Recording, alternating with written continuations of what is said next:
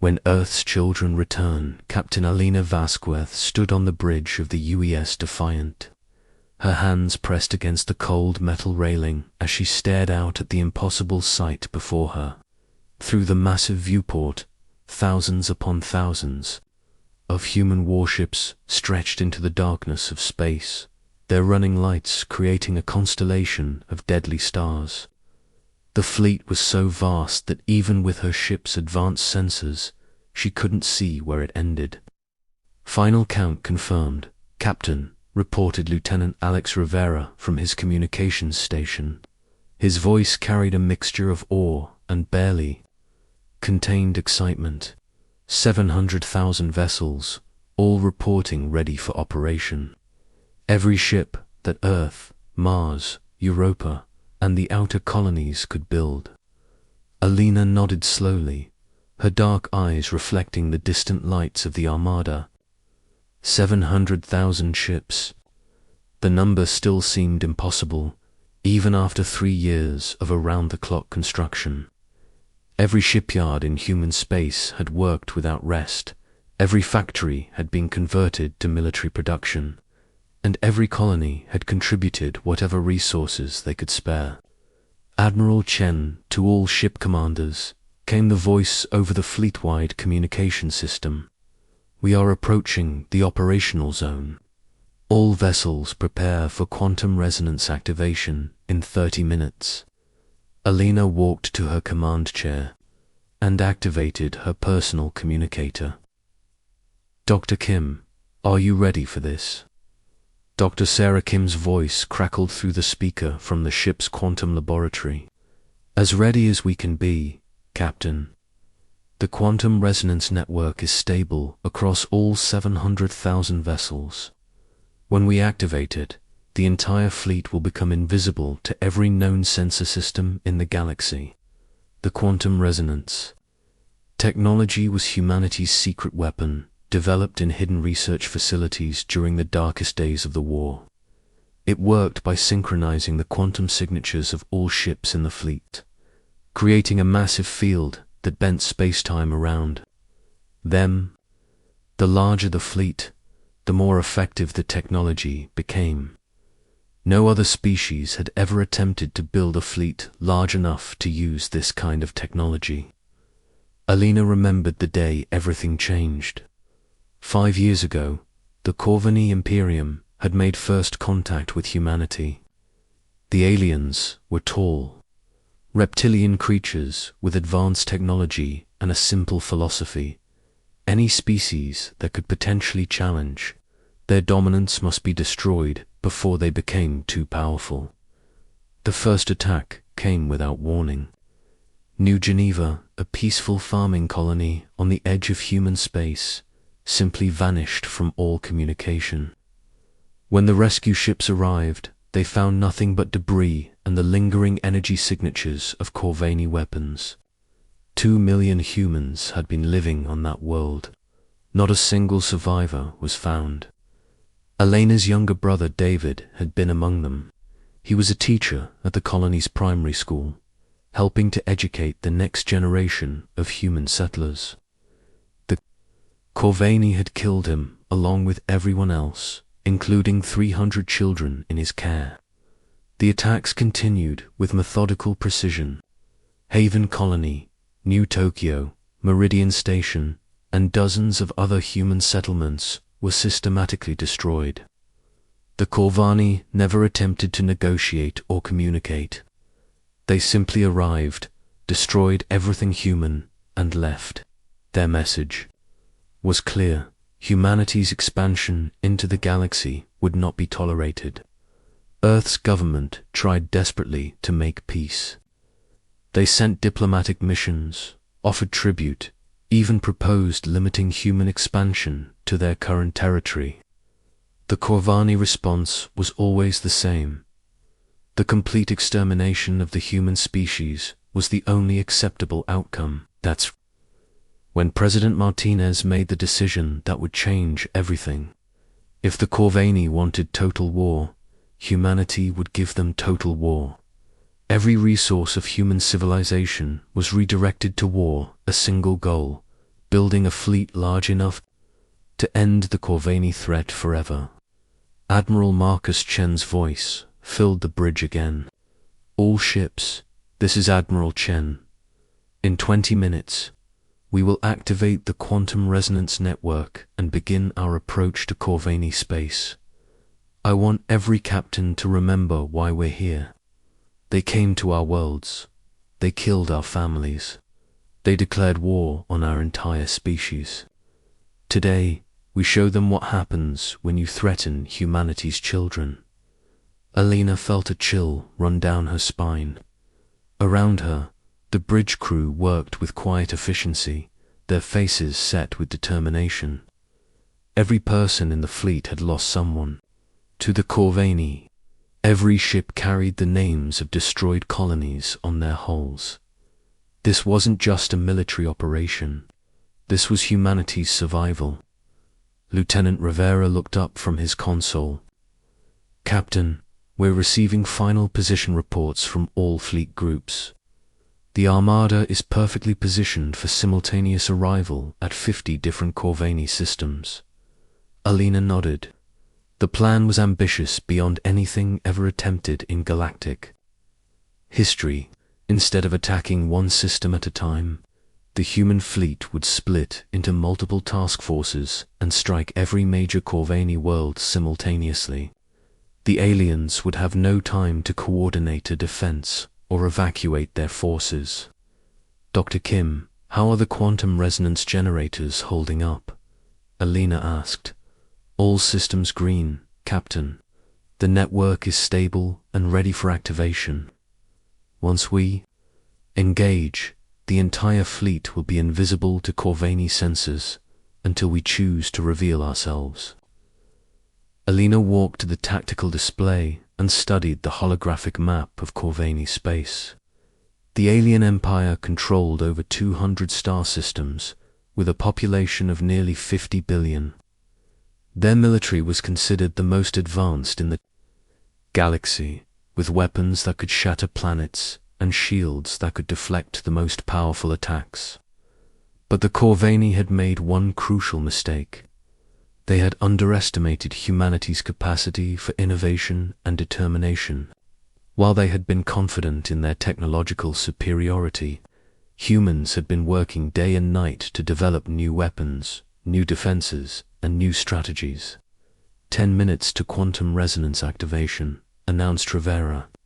Alina opened a private channel to Admiral Chen. Admiral, are you certain about this? Once we reveal ourselves, there's no going back. The entire galaxy will know what we're capable of. Admiral Chen's voice was steady and calm.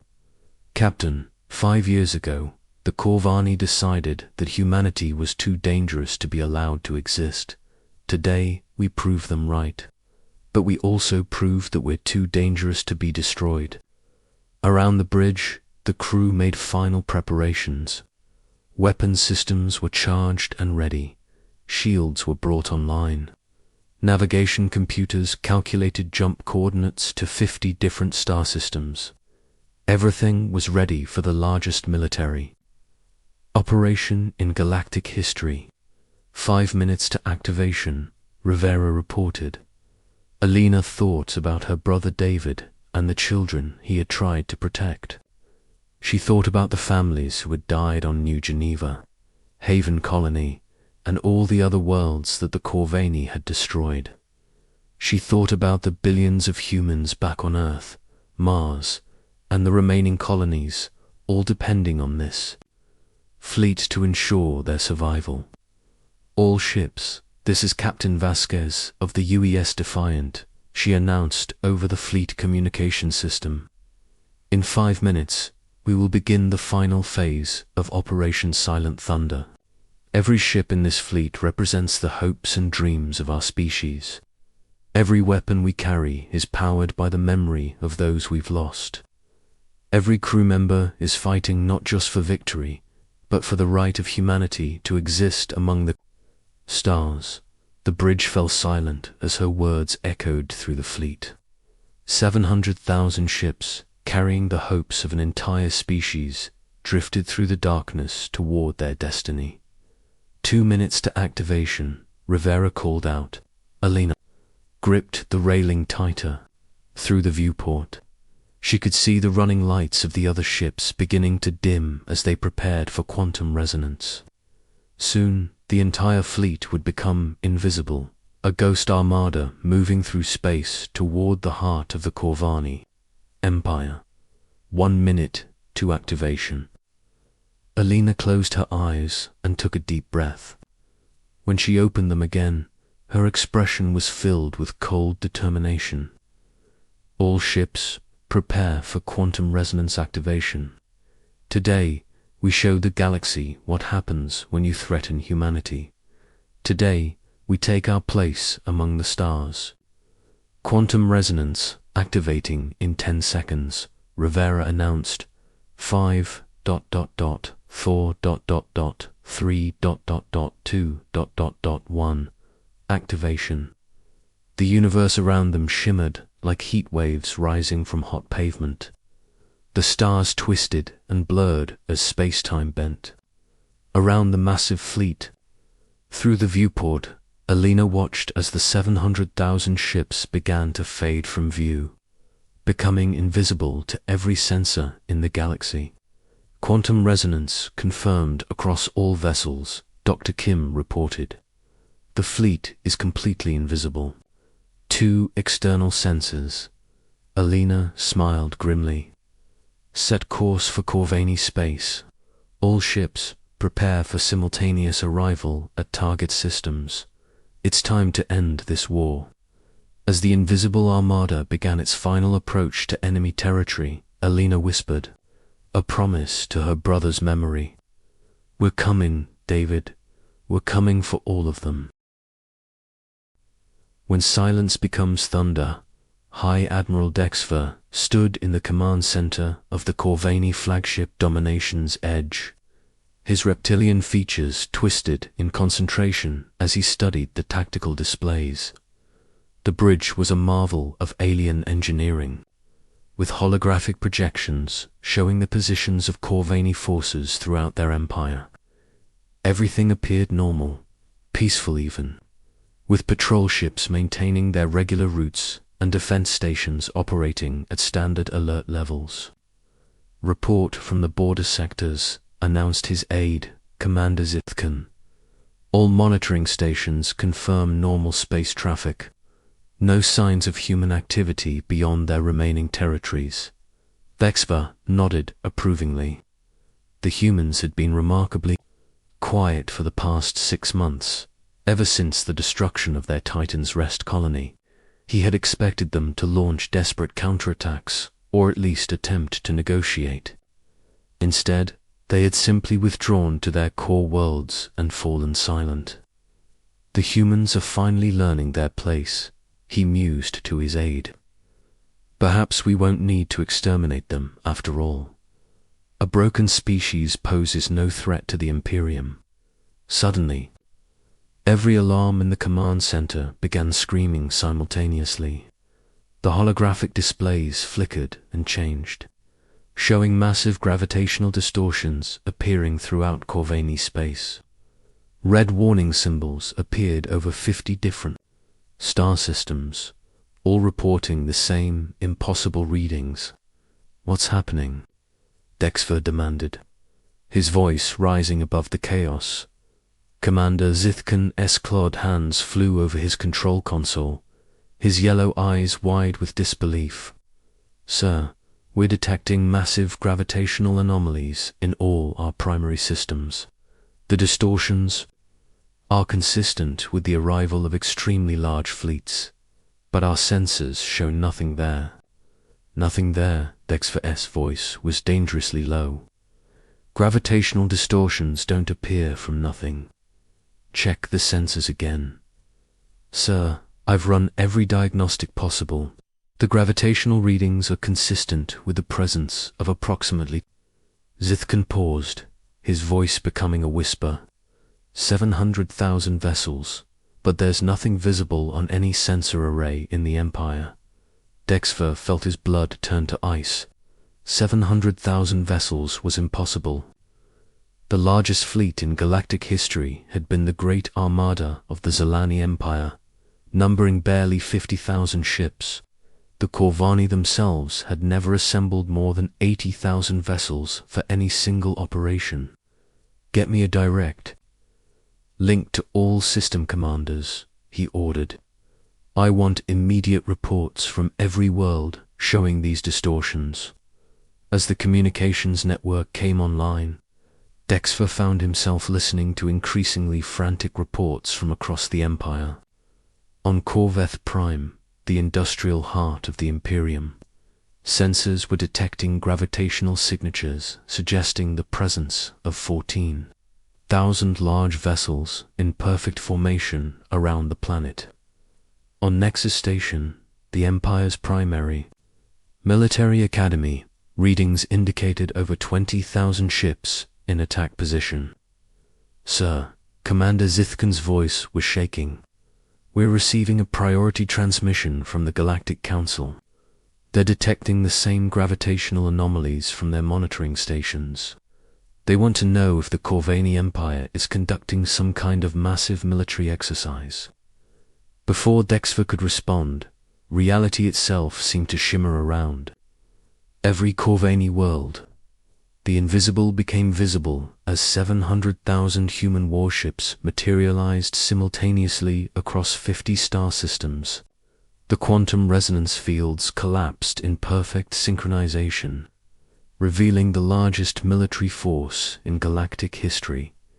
Captain Elena Vasquez stood on the bridge of the UES, defiant as it took position in orbit around Corveth Prime.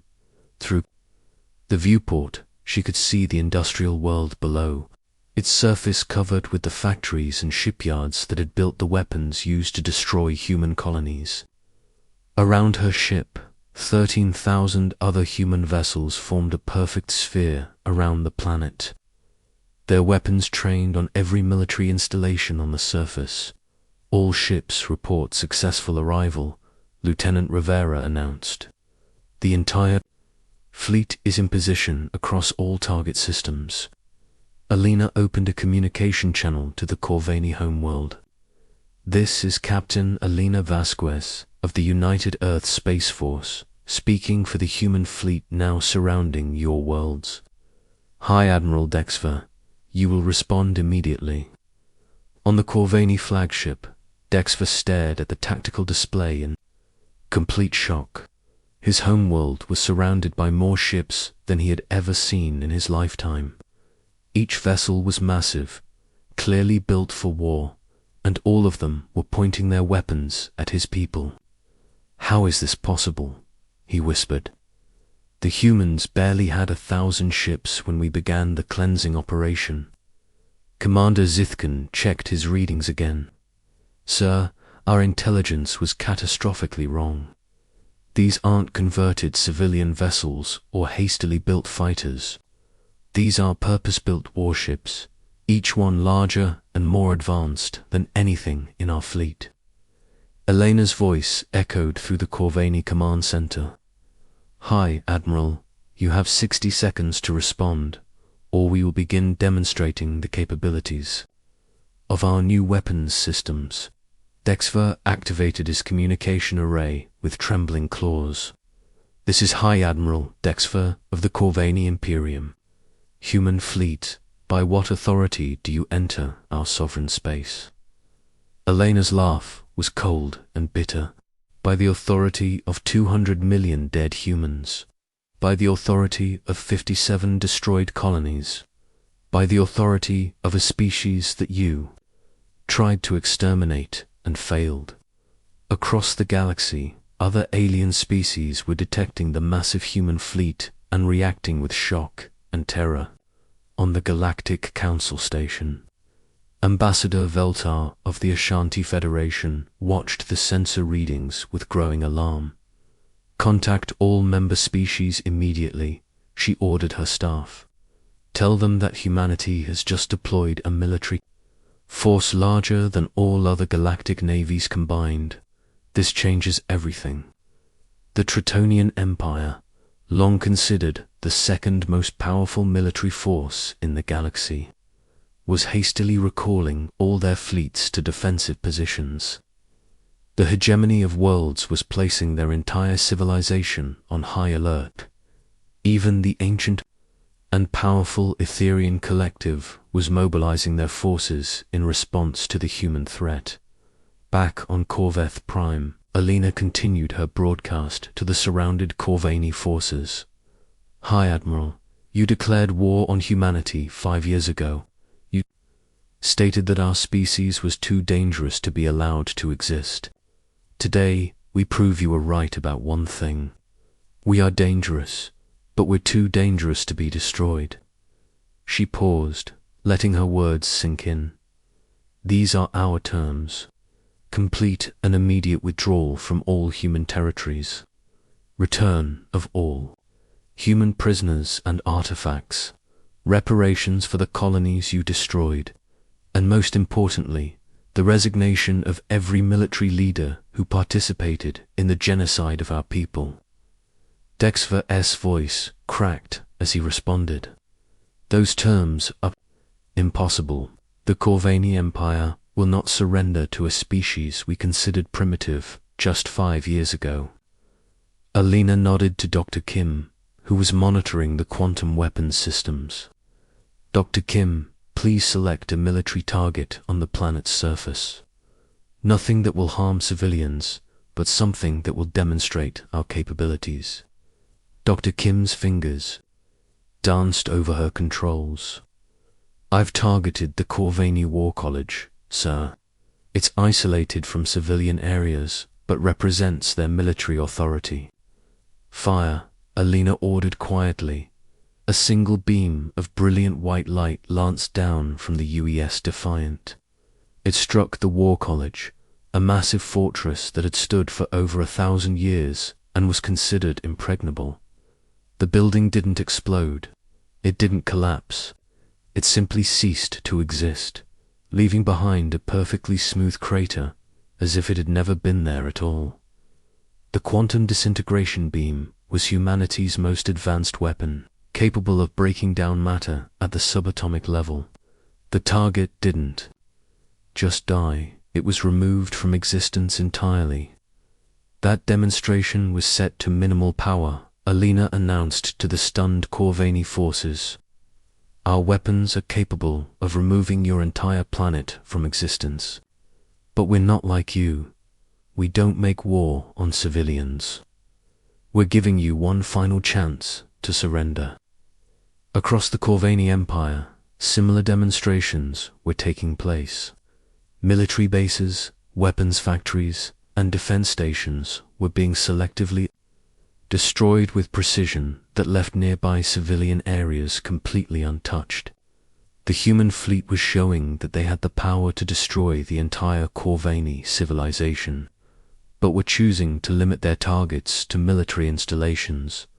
On the Galactic Council Station, emergency sessions were being called as species. Representatives struggled to understand what humanity had become.